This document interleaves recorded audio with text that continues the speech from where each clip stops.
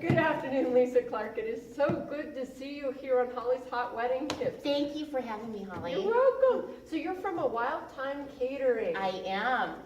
What an amazing company to be playing with. It is. It is. It's a lot of fun. We love events. Good. We love food. Good So. food. That's good to love. Yeah. That's great. As a caterer, that's good. A good thing to love. Great. Well, I want to give good tips to my brides and grooms as I send them notes and tell them things and help them be successful at their wedding. What common mistakes do you see couples making? I see couples. I think the biggest mistake they make is they don't plan the wedding for themselves. Okay. What do you think? I think you need to do what you want to do. Right. It's your wedding. It's your day. You're Right. only going to have it once, hopefully. But I think that I see that being the biggest mistake, having too many chiefs in the pot. Okay, good. What do couples tend to forget when they're planning their wedding? Oh, I think they forget about the little expenses. Those add up a lot, and Which little expenses? just getting your hair done, your makeup. Do you want to do that? That's an added expense. Little things like a lot of brides love to look at Pinterest, and then they start, compiling their wedding, and they're like, oh, this stuff is not that cheap to do. So I think, those are the things that people tend to forget about a little bit. Great.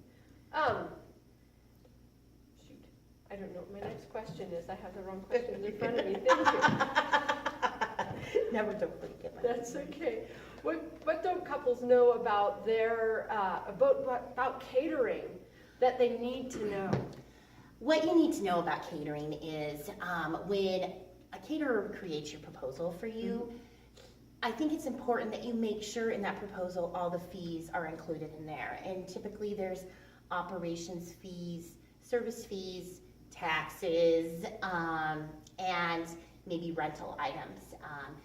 So make sure basically that you're getting an inclusive proposal, because if you don't and you go ahead and go with this caterer on your 30-day walkthrough, you get all these added charges that you didn't see before, and you've already made a deposit and it's too late to change. Wow, that's amazing. What questions should couples be asking that they don't think to ask? Is there a cake cutting fee? Oh, that's an interesting one. I've heard of champagne pouring fees, but Yes. cake cutting fees. Cake cutting fees, champagne pouring fees. Those are a couple things that, I tell them that they need to ask. So those are the sneaky fees Those that you catch up with are them the, later. if you're charging $250 a person to cut a cake and you have 100 people, that's $250. $250, and it goes up from there. So I think that's an important thing to ask. And I also think another important thing to ask is to ask about your protein sizes. That's a good question, because I teach dancers and we have dinner parties. And sometimes when I've had caterers in, they have these small portions. I'm like, yeah, but we were dancing. We're going to die on that. Right. So I think that's a huge question, because that can make the difference between my bid being a little bit more than, say, Harry's bid being a little bit more. Right. So I think that's important. How many ounces per steak or chicken especially or with fish. the buffet, because the last thing you want to do is run out of food, right? Well, yeah. So if you think that you always have 8 ounces for each person, right. And you only have 4. Right. Then you're stuck at the end. Oh, that can be scary. Yes. What's your best piece of advice for couples planning a wedding? I think the best piece of advice I can give somebody planning a wedding is to make sure that you get along with all your vendors, because you will be working with them from the day you book them until the day of your wedding. And make sure that they have your ideas in mind and not theirs. Right.